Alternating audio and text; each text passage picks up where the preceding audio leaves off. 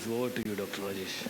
Thanks, Dr. Suresh, for having me in this wonderful and interesting course.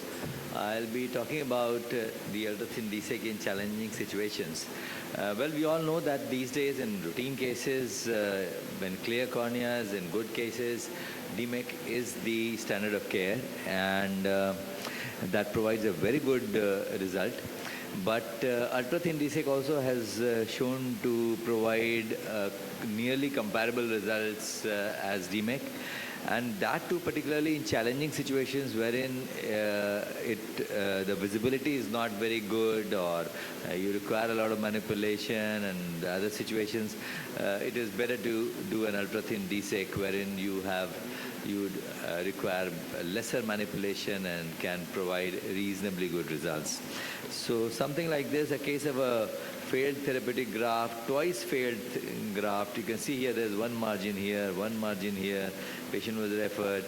So we thought that since the patient has been twice failed and PK, and once therapeutic was done, and then patient had graft infection, etc. So all these problems were there. So we thought we will do a ultra-thin DSEK in this. And what is important in these cases is that if the desmase is not that much scarred, then there's no need to score the desmase membrane, because if you are scoring the desmase membrane, then the risk of graft host junction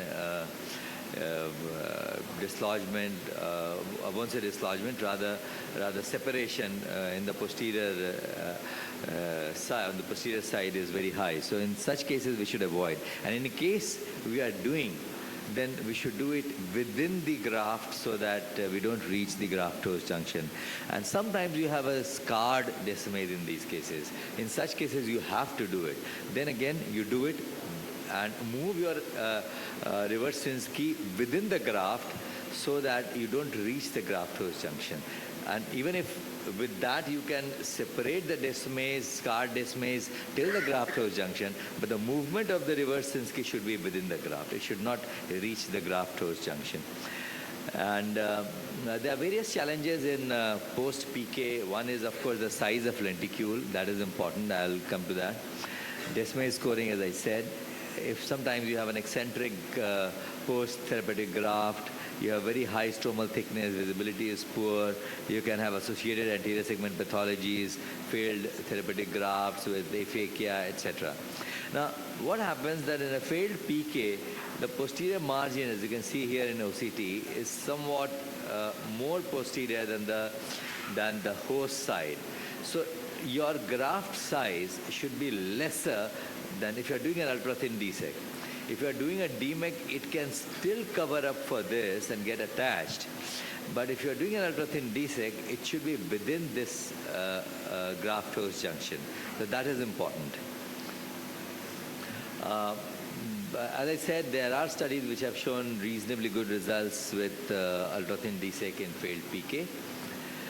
Another scenario is ophthalmos. Now, in ophthalmos, you are not able to see anything.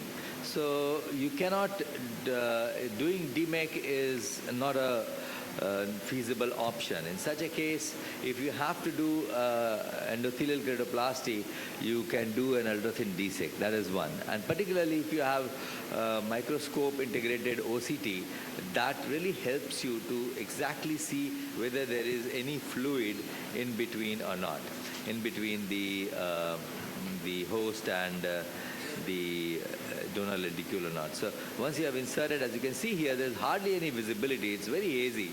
You cannot see much. Even if a little bit of epithelial edema may be there, you can debride the epithelium, but still the visibility is not there because the stroma is hazy. And as you all know that even after doing DSEK, it takes a lot of time, maybe 2-3 months to have some clarity coming up. So we have to be very patient once we have done a ultra-thin DSEK in ophthalmos or in CHED. So in this case, in a case of ophthalmos, in this particular patient, the other eye was thysical, had a failed graft infection and phthisis. So we did not want to do a full thickness graft, and ultra thin DSEK is a suitable option.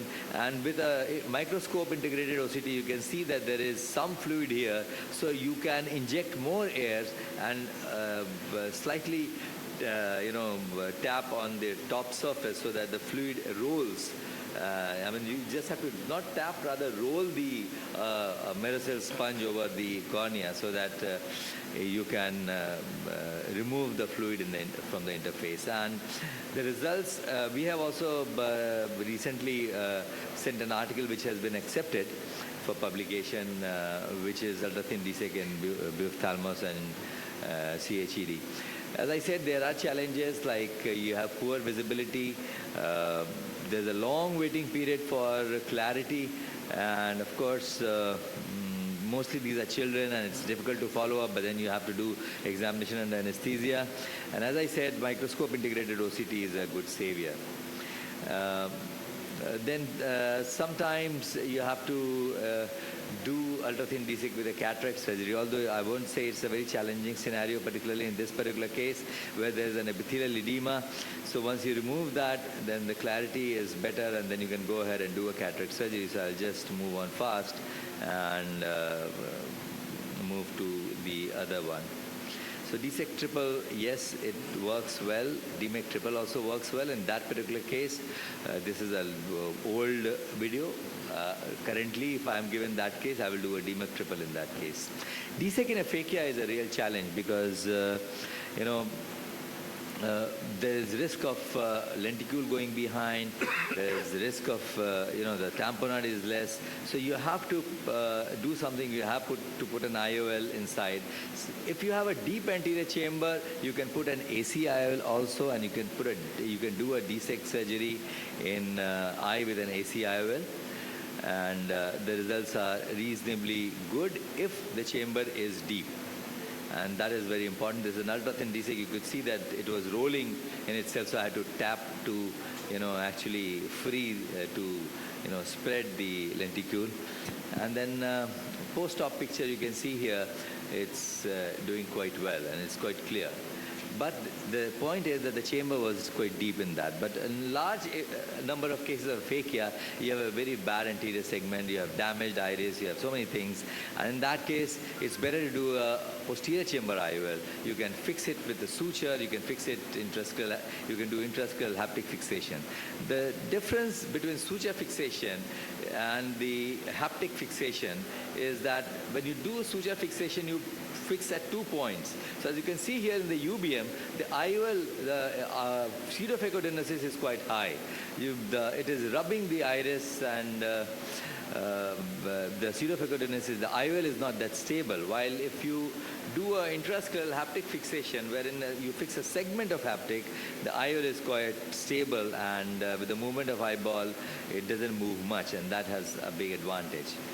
So if there is a case wherein there is aphakia, then it's better to do intrascleral haptic fixation of IOL. So this is the lenticule that I'm preparing.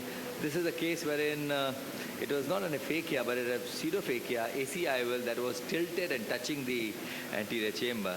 So the sclera is marked at 1.5 and 3 millimeter positions. The flap is created. The section is done beyond the 2 incisions to create a pocket into which the haptic can be tucked in. The epithelium is being removed, and then the AC maintainer is put, and then the Desmay scoring is done. The incision is enlarged, and then the AC IOL that was tilted is being taken out, and then this is a multi-piece IOL which is being introduced. And then the haptic is exteriorized on both sides. It is tucked into the groove, and once it is tucked in, you put fibrin glue, it is attached, and then you introduce the donor lenticule and put air for tamponade, and it works quite well. Now, many times these eyes have, this was one study which we published in JCRS long back in the year 2012.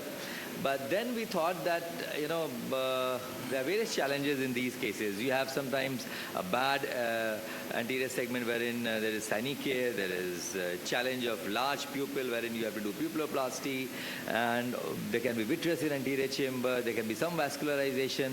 So in such cases, we thought that if we do a sequential procedure, I just skip this, and due to paucity of time, if we do sequential procedure, like first we do all the manipulations, suture the iris, do intraocular haptic fixation of IOL, wait for a couple of months, and then do ultra-thin DSEK, how it works. So we did a comparative study of a single stage and two stage, and we found out that the the sequential procedure had a much better result. This was published in the year 2021, I think, in JCRS, wherein we found out that the sequential procedure has a much better result for obvious reasons, that all the manipulations you have done before, and now you just have to do a decimal scoring and put the lenticule.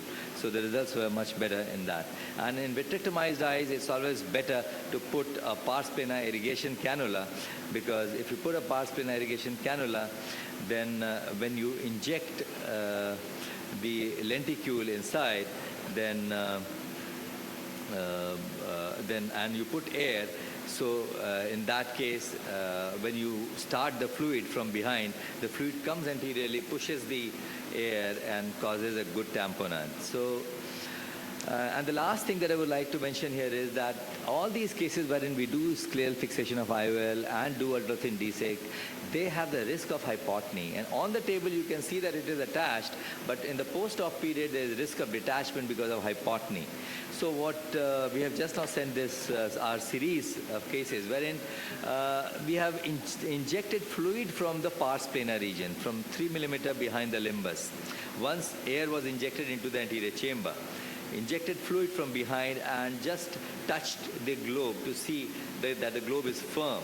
And what it does, that it pushes fluid into the vitreous chamber, pushes the air. The air has a tendency to go behind. Even if you have done an SF-IOL, the air has a tendency, because the iris is a little floppy, so the air has a tendency to go behind. So if you inject fluid behind, it pushes air anteriorly, creates a good tamponade, the chamber, the globe is firm, and the post-op period, the lenticule is well attached.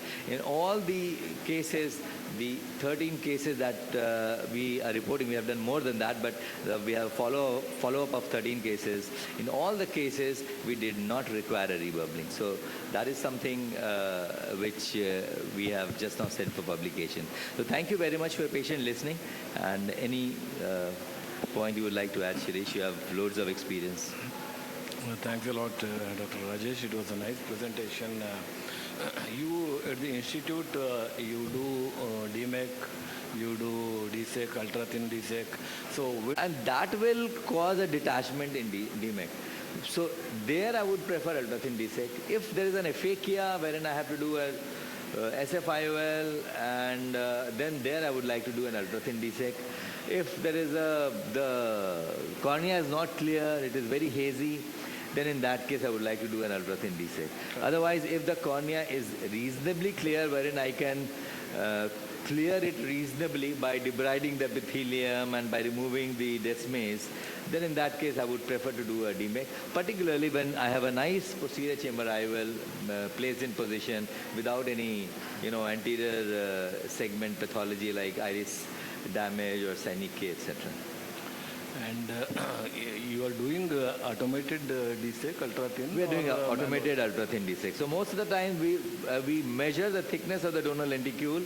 Accordingly, we take the microkeratome head. And the aim is to have a lenticule thickness of close to 70-75 microns. Any questions?